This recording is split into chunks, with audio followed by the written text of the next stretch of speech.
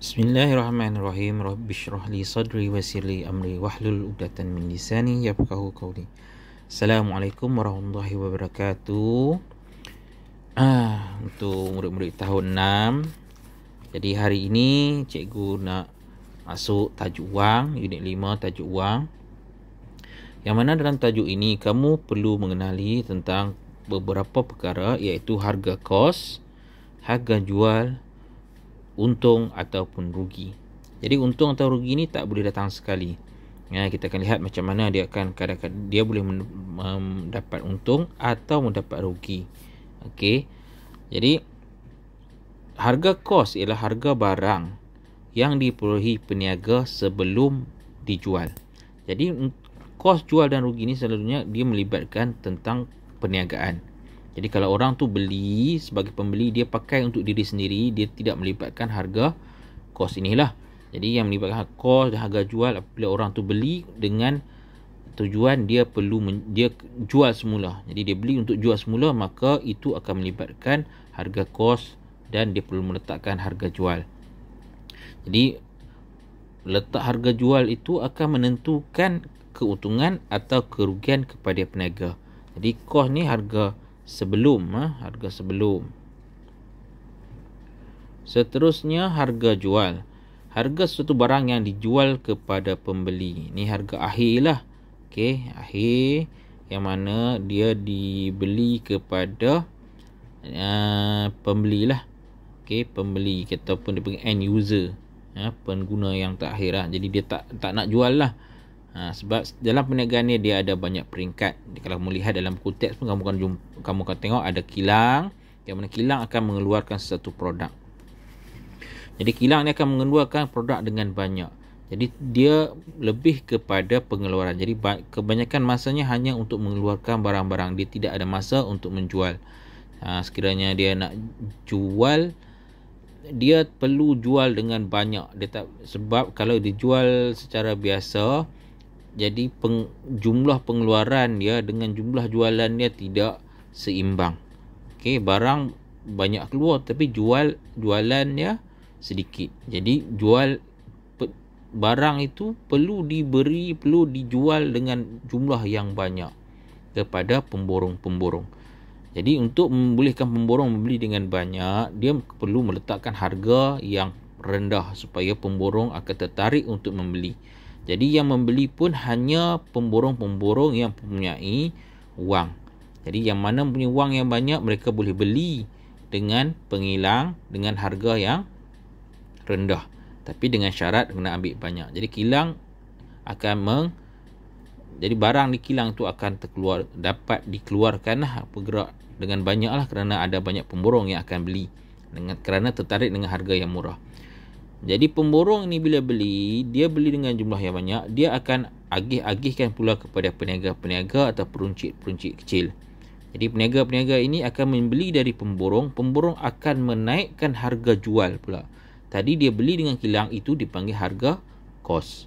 Okey, dikenal sebagai harga kos. Kemudian pemborong itu letakkan satu harga, dia panggil harga jual, untuk dibeli kepada peruncit-peruncit. Jadi peruncit itu beli dengan harga yang diletakkan oleh pemborong, harga jual yang diletakkan oleh pemborong. Kemudian peniaga itu dia beli, itu dipanggil harga kos kepada peruncit tadi. Jadi bila peruncit tu nak jual, dia akan jual pula dengan satu lagi harga lain. Itu harga jual kepada pembeli-pembeli. Okey, jadi dia dapat dengan harga kos, kemudian dia akan naikkan harga untuk mendapatkan keuntungan. Jadi apabila pembeli ataupun end user beli, dia akan beli harga yang paling akhir. Jadi setiap daripada satu peringkat, daripada kilang kepada pemborong, satu peringkat ke satu peringkat, dia akan ada kenaikan harga. Daripada harga kos akan naik kepada harga jual. Okey, kemudian pemborong akan menaikkan harga. Okey, kemudian dibeli pula oleh peruncit. Peruncit ni kedai-kedai lah, kedai-kedai biasa. Okey, yang dibeli dengan jumlah yang sedikit. Okey, jadi dia upkan harga, naikkan harga. Kemudian peruncit akan beli dengan harga yang baru. Peruncit akan naikkan pula harga dan kita akan beli di kedai-kedai. Jadi untungnya pembeli ni dia boleh beli dengan satu helai saja, satu unit saja. Barang tu kita nak beli satu pun boleh.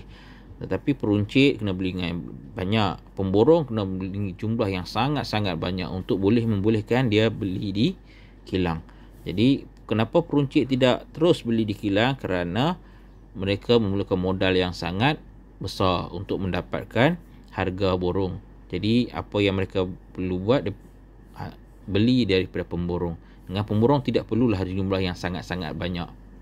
Okey, jadi peruncit dia kena banyak produk dia nak beli untuk memenuhkan kedai. Jadi dia beli dengan pemborong ni, beberapa pemborong. Tapi dengan jumlah yang taklah terlampau banyak.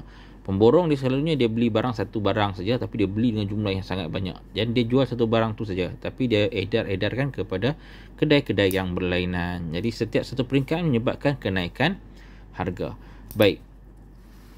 Jadi untuk harga jual ni, okey, harga jual dia mestilah, kalau kita lukis satu gambar Raja Palang seperti ini, harga jual mestilah berada paling besar lah, paling banyak.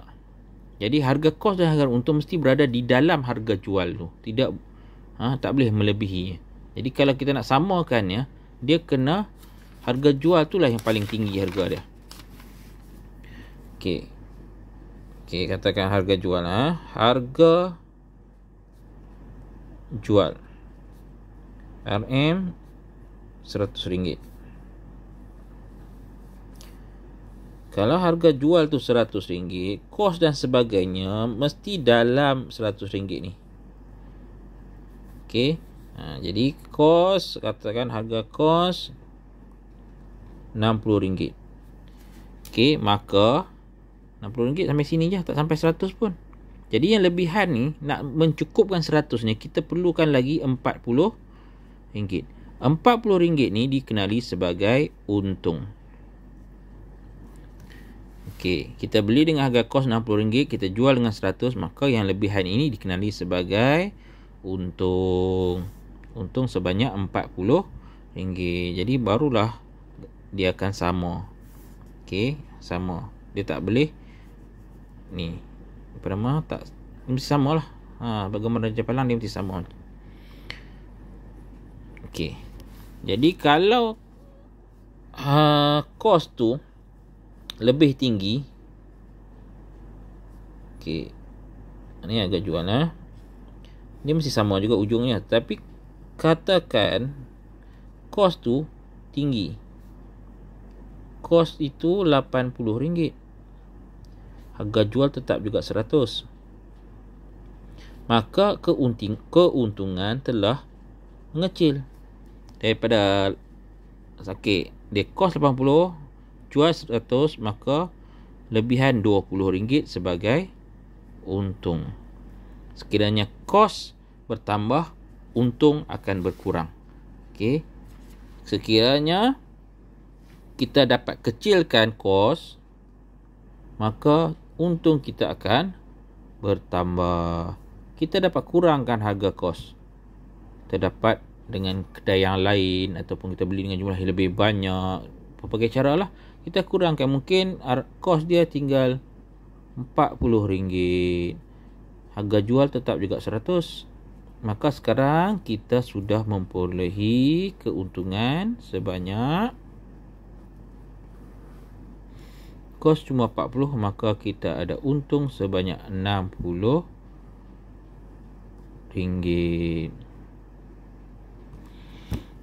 Okey. Jadi berapa banyak kita untung bergantung kepada kos. Kalau kos tu tinggi, maka untung dia sedikit. Kos dia rendah, untung dia tinggi.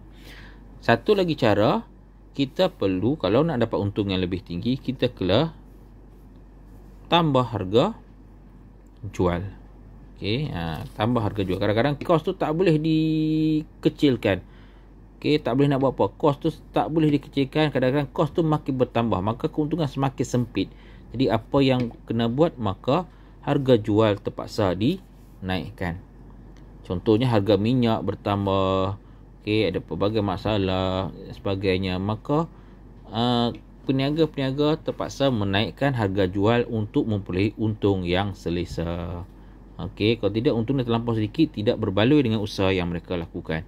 Okey, jadi contohnya kita nak cari, katakan tidak diberi ya, kita nak cari. Cikgu tuliskan HJ sebagai harga jual, HK untuk harga kos dan juga untung sebagai U. Jadi bergantung kepada apa yang kita nak cari. Sekiranya diminta dalam soalan, cari berapa keuntung yang diperolehi oleh kedai tersebut. Jadi kalau untuk nak dapatkan untung, kamu kena cari harga jual. Mesti ada di dalam soalan tu harga jual. Contohnya harga jual 50. Harga kos 20. Jadi untuk mendapatkan untuk mendapatkan untung, okey, yang atas ni tolak yang bawah. Jadi harga jual tolak harga kos. 50 tolak 20, maka untungnya RM30. Okey. Sama pun juga dalam situasi kita nak mencari harga kos. Okey, harganya dijual dengan RM100.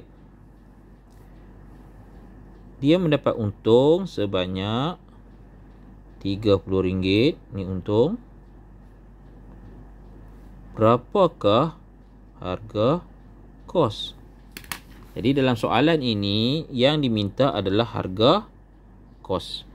Jadi sama juga untuk mendapatkan harga kos, harga jual tolak dengan untung, maka dapatlah harga kos. Harga jual banyak ni 100, tetapi dia bukan sampai hujung. Harga kos sampai sini saja dia punya palang, maka bahagian ini perlu dibuang.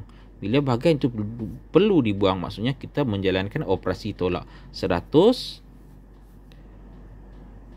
tolak 30, maka harga kos RM70. Okey. Bagaimana pula kalau harga jual yang tidak diberi? Kita tak tahu berapakah barang itu dijual.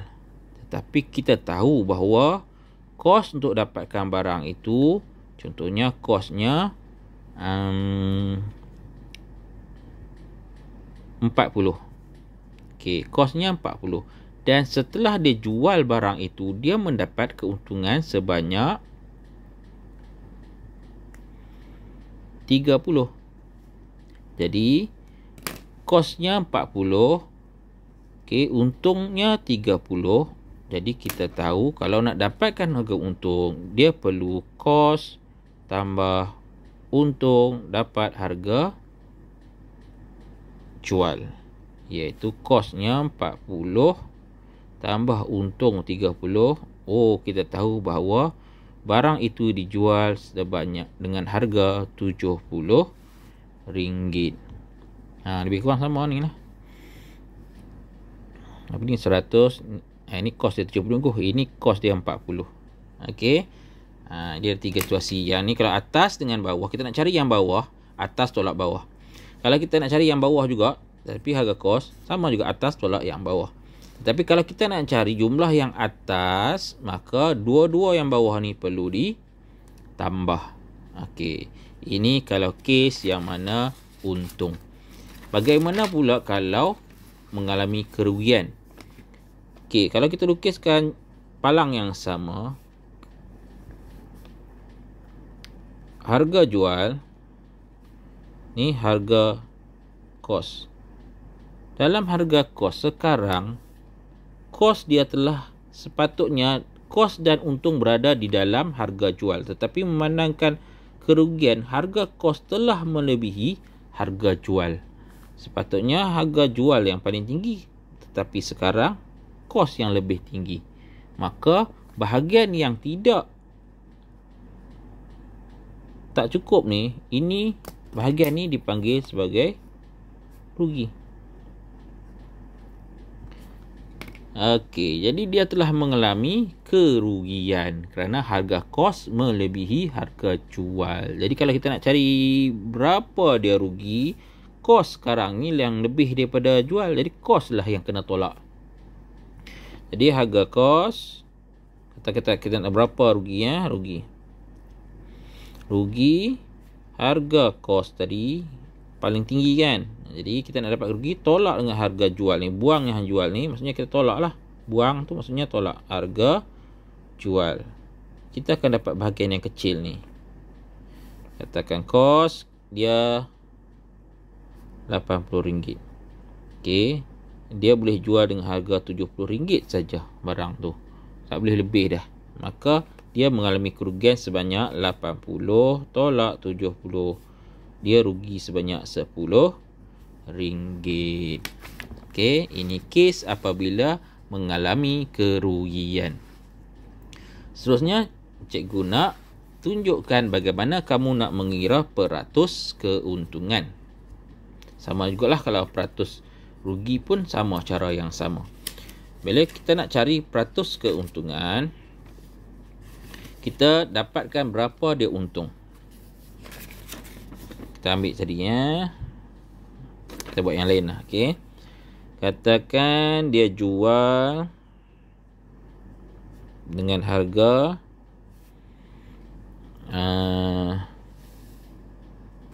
RM80. Ni dia jual dengan harga RM80. Harga kos yang dia beli, mula-mula dia beli sebenarnya cuma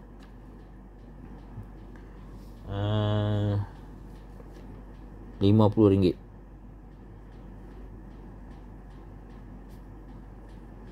Jadi kita tahu dia memperolehi lebihan ni dipanggil sebagai untung. Untung ni adalah 80 tolak 50, untung sebanyak RM30. Untuk mengira peratus untung, kita hanya melibatkan dua ini saja, kos dan juga untung. Kita tak tengok dah harga jual. Jadi peratus untung adalah untung bahagi ataupun per dengan harga kos. Kita nak cari peratus, kita kena darab dengan 100%. Okay. Contoh dalam contoh ini, untungnya sebanyak 30, kosnya sebanyak 50. Nak tahu peratus untung, kita darab dengan 100%. Okey, yang ni kita boleh potong. Kosong dengan kosong ni kita boleh potong. Sekarang 5 dengan 100 kita boleh kecilkan. 5 bahagi 5, 1. 100 bahagi 5, 20. Jadi sekarang tinggal 3 darab 20. Jadi 3 darab 20, jawapannya